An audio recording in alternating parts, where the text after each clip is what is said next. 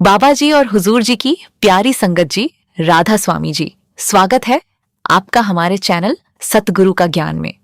संगत जी, मनुष्य जैसा अन्न खाता है वैसा ही उसका मन बनता जाता है। ये केवल एक कहावत नहीं बल्कि बहुत गहरा आध्यात्मिक सत्य है। संत महापुरुष बार बार समझाते आए हैं कि भोजन केवल शरीर को ही नहीं, मन और चेतना को भी प्रभावित करता है।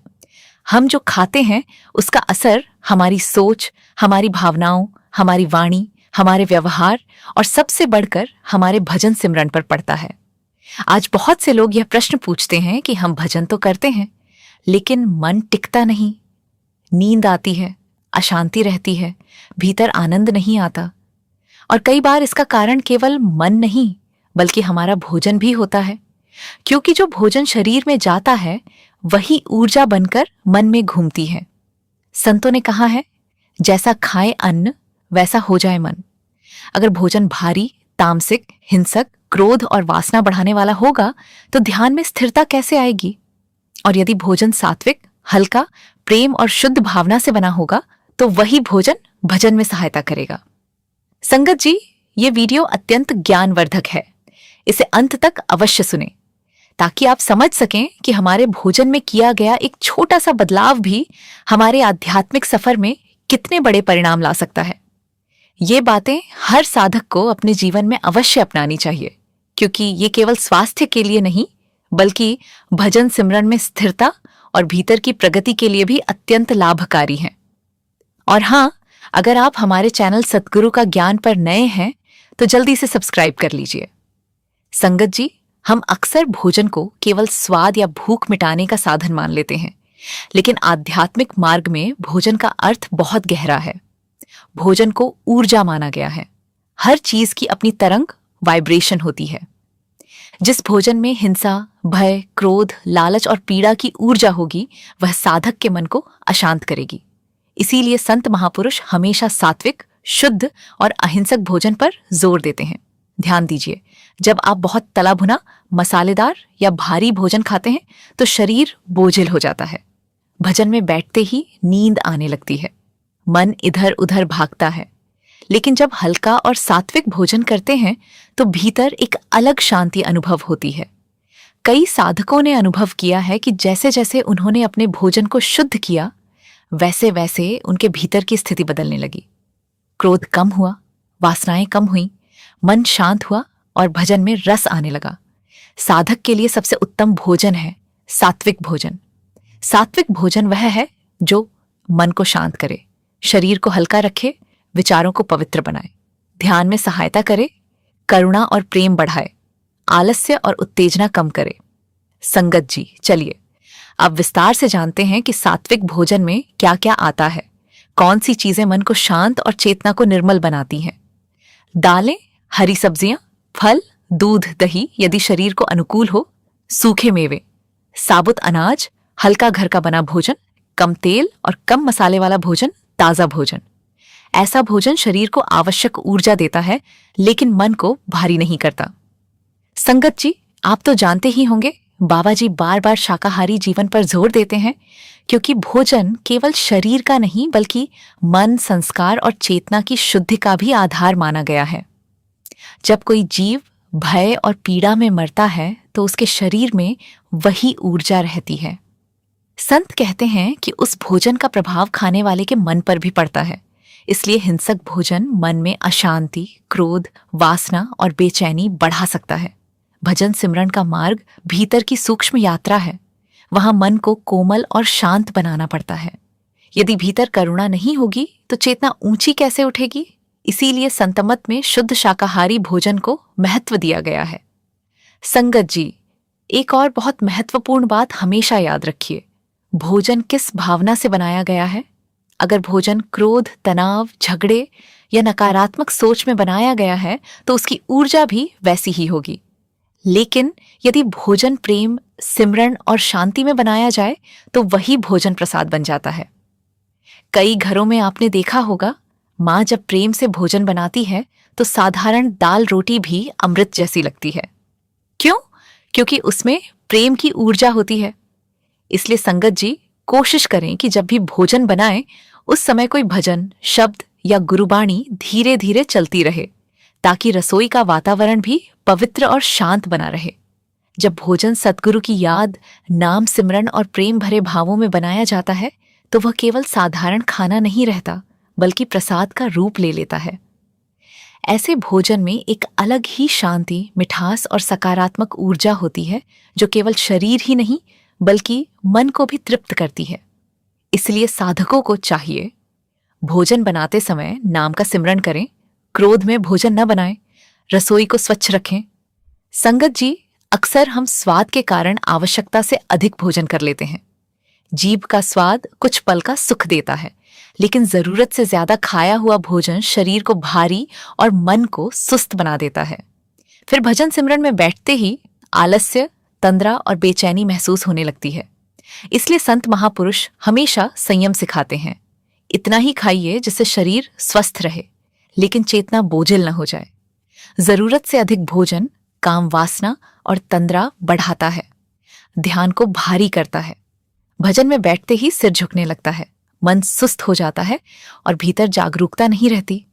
संत कहते हैं, इतना खाओ कि शरीर स्वस्थ रहे, लेकिन इतना नहीं कि चेतना भारी हो जाए। साधक को पेट भरने से थोड़ा कम खाना चाहिए।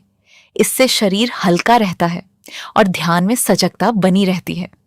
संगत जी, भजन करने वालों के लिए रात का भोजन बहुत महत्वपूर्ण है, क्योंकि रात का भोजन सीधे अमृत वेला और ध्यान पर असर डालता है। इसलिए साधक को चाहिए, रात में हल्का भोजन करें, बहुत देर रात खाना न खाएं, तला भुना भोजन कम लें, भोजन के तुरंत बाद सोए नहीं। हल्का भोजन शरीर को विश्राम देता है और ध्यान में सहायता करता है। संगत जी, आज की जीवन शैली में बहुत लोग चाय, कॉफी और अन्य उत्तेजक चीजों के बिना रह नहीं पाते। लेकिन साधक को समझना होगा कि जो चीज मन को अत्यधिक उत्तेजित करती है, वह ध्यान की शांति को प्रभावित कर सकती है। अत्यधिक चाय, कॉफी मन को चंचल बना सकती है, नींद का संतुलन बिगाड़ सकती है, ध्यान की गहराई कम कर सकती है। संतुलन आवश्यक है। धीरे धीरे ऐसी आदतों को कम करना साधना में मदद करता है। संगत जी, ध्यान का अर्थ केवल आंखें बंद करके बैठ जाना नहीं है, बल्कि अपने जीवन की हर छोटी बड़ी गतिविधि में जागरूक होना भी सच्चा ध्यान है। लेकिन आजकल हो क्या रहा है? जब हम भोजन करते हैं तब हमारी अवस्था कैसी होती है? क्या हमारा ध्यान वास्तव में भोजन पर होता है? नहीं संगत जी, कभी मोबाइल चल रहा होता है, कभी टीवी, कभी मन भविष्य की चिंता में भटक रहा होता है, तो कभी हम जल्दबाजी में बिना सजगता के खाना खा रहे होते हैं। शरीर भोजन कर रहा होता है, लेकिन मन कहीं और भटक रहा होता है। ऐसे में न तो भोजन सही ढंग से ग्रहण होता है और न ही उससे सकारात्मक ऊर्जा मिल पाती है।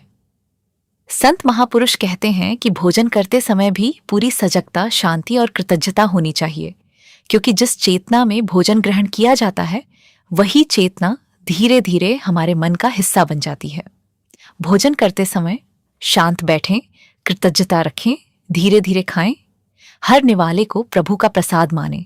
भोजन के समय नकारात्मक चर्चा न करें। जब भोजन सजगता से किया जाता है तो वही ऊर्जा बनकर ध्यान में सहायता करती है। संगत जी, आज बाहर का खाना जीवन का हिस्सा बन गया है, लेकिन बहुत अधिक बाहर का भोजन साधक के लिए उचित नहीं माना गया। क्यों? उसमें अत्यधिक मसाले और तेल होता है। कई बार भोजन अशुद्ध भावना और जल्दबाजी में बनाया जाता है, उसकी ऊर्जा भारी हो सकती है। इसका अर्थ यह नहीं कि कभी बाहर खाना ही नहीं चाहिए, लेकिन साधक को विवेक रखना चाहिए। जितना संभव हो घर का सात्विक भोजन ग्रहण करें। संगत जी, केवल भोजन बदलना ही पर्याप्त नहीं है। यदि भोजन सात्विक है लेकिन मन निंदा, क्रोध, अहंकार और ईर्ष्या से भरा है तो प्रगति नहीं होगी। सच्ची साधना में ये सब साथ चलते हैं। शुद्ध भोजन, शुद्ध विचार, शुद्ध संगति, सेवा, सत्संग, भजन सिमरन, विनम्रता। भोजन केवल एक सहायक साधन है। वास्तविक परिवर्तन भीतर की चेतना में आता है। संगत जी, संत महापुरुष भोजन को लेकर बहुत सरल जीवन जीते थे। वे स्वाद के पीछे नहीं भागते थे। उनके लिए भोजन शरीर चलाने का साधन था, भोग का माध्यम नहीं। आज संसार स्वाद के पीछे भाग रहा है। आज क्या नया खाएं? कौन सा स्वाद मिले? लेकिन संत पूछते हैं, जो खा रहे हो क्या वह तुम्हें प्रभु के करीब ले जा रहा है या मन को और भारी बना रहा है? यही असली प्रश्न है। संगत जी, यदि घर में माता पिता सात्विक भोजन और संयमित जीवन अपनाते हैं तो बच्चों पर भी उसका गहरा प्रभाव पड़ता है। बच्चे वही सीखते हैं जो वे घर में देखते हैं।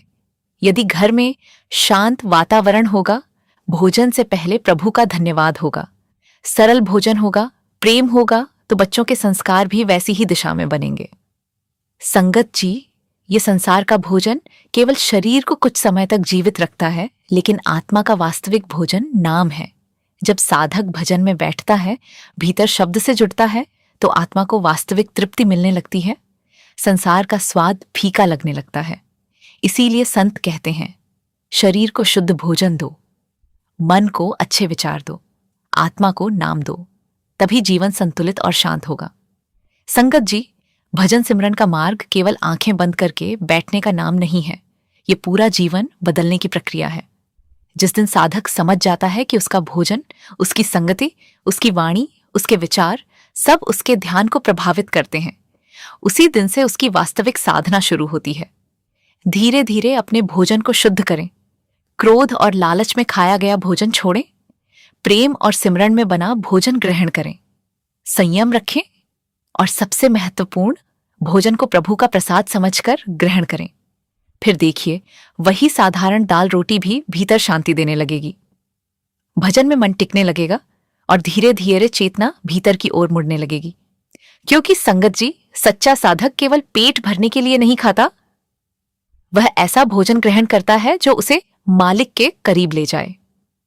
संगत जी, यदि आपको यह वीडियो और इसमें दी गई बातें उपयोगी लगी हों, तो कृपया इसे अन्य साधकों और संगत के साथ अवश्य साझा करें, ताकि और भी लोग इस आध्यात्मिक मार्ग की सच्चाई को समझ सकें। साथ ही ऐसे ही गहरे आध्यात्मिक सत्संग, भजन सिमरन की विधि और संतमत से जुड़े रहस्यों को सुनने के लिए हमारे चैनल सतगुरु का ज्ञान को जरूर सब्सक्राइब करें। बाबा जी, आप सभी पर अपनी कृपा बनाए रखें और हम सबको भीतर की उस दिव्य धुन तक पहुंचने की शक्ति दें। मिलते हैं अगली वीडियो में एक नए आध्यात्मिक रहस्य के साथ। राधा स्वामी जी।